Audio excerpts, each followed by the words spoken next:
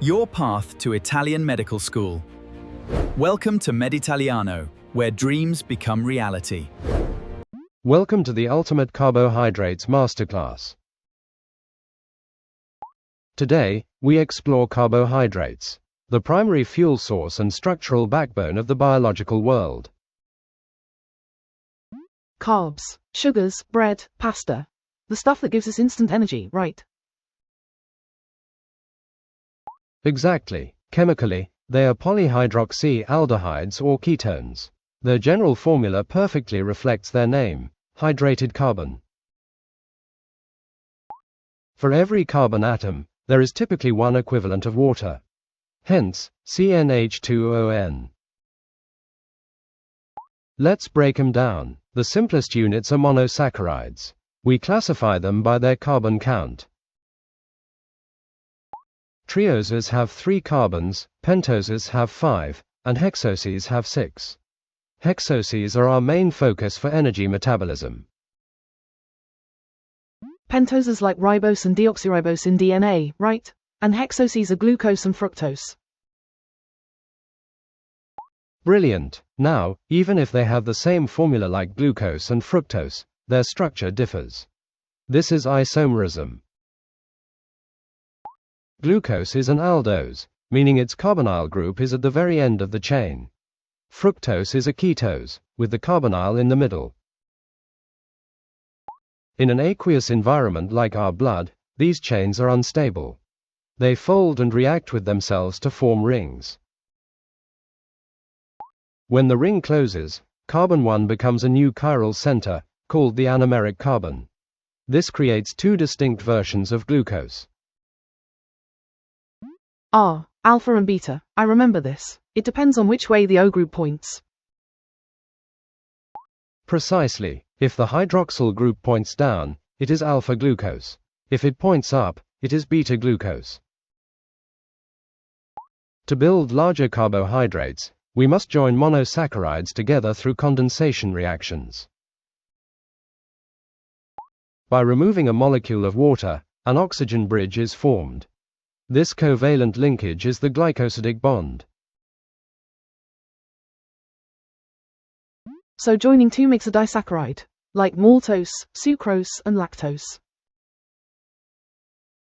Exactly. Maltose is 2 alpha glucoses. Lactose is beta-galactose plus beta-glucose. Notice the linkages. But sucrose, table sugar, is unique. It joins glucose and fructose using both of their anomeric carbons. Because both reactive ends are locked up, sucrose is a non-reducing sugar. It won't react in Benedict's test. Flawless logic. Speaking of Benedict's test, let us visualize it. It detects the presence of free aldehyde or ketone groups. When heated with a reducing sugar, the blue copper, 2, ions are reduced to copper, I, oxide, forming a brick-red precipitate. Now for the giants, polysaccharides. Let's look at how organisms store massive amounts of alpha glucose for energy. Plants store starch. Starch contains amylose, a simple coiled chain, and amylopectin, which has branches every 25 units or so. And animals use glycogen. It's stored in our liver and muscles for quick energy. Yes, glycogen is extremely highly branched. This creates countless ends for enzymes to instantly snip off glucose when you need to run. Conversely, beta-glucose is used for structural integrity. The most famous is cellulose, the plant cell wall. Because of the beta-1,4 bond, every alternating glucose must physically flip 180 degrees. This prevents coiling. So it forms perfectly straight fibers. And those fibers stick together with hydrogen bonds.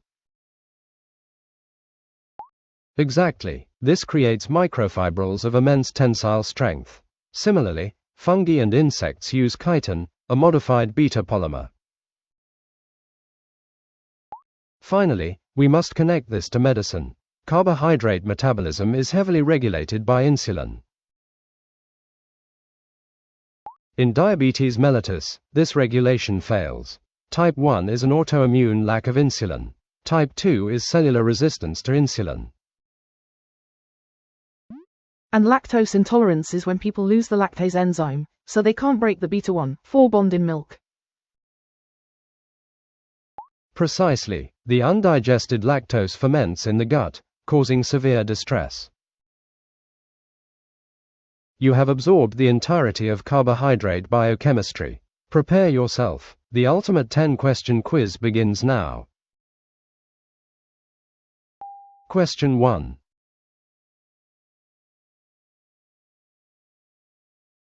The correct answer is A.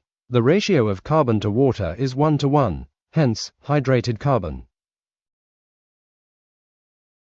Question 2.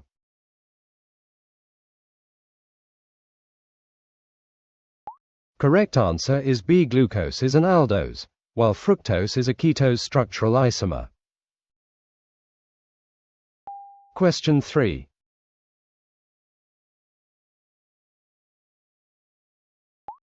The answer is C. The orientation of the hydroxyl group on carbon 1 dictates the alpha or beta state. Question 4.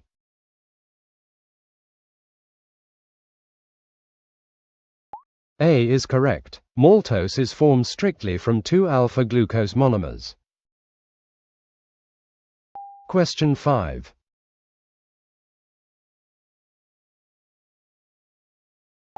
B is the answer. Both reducing ends are locked in the glycosidic bond, neutralizing its reactivity.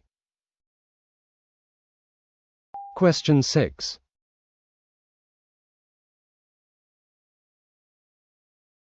C. Extensive branching provides multiple terminal ends for enzymes to rapidly harvest glucose. Question 7.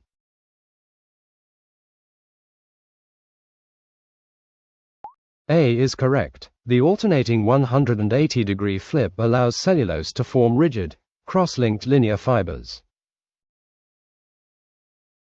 Question 8.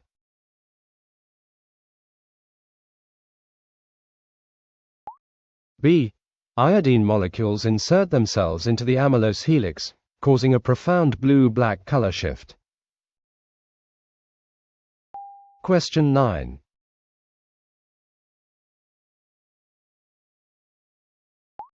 B. Chitin utilizes N-acetylglucosamine, adding nitrogenous strength to the beta-linked polymer. Question 10.